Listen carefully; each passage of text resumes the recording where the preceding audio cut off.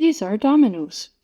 You'll notice that each domino has two sides, and on each side you see some dots. We refer to these as pips.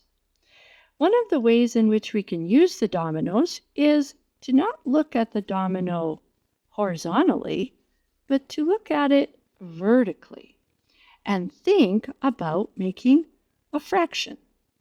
So if I take a look here, I have a 3, and then I've got a line separating the quantities, and down here I have a 5. So what I've done is I have represented the fraction 3/5. So 3 is the numerator and 5 is the denominator. And if I want to, I can record that. Let's try another one.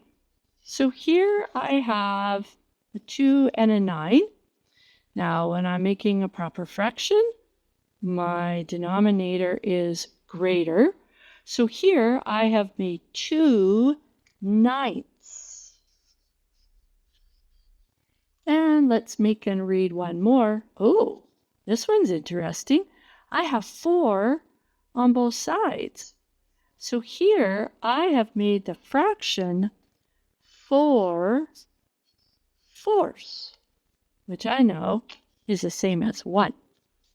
And here is one way in which we can use the dominoes to make fractions that we can read and write.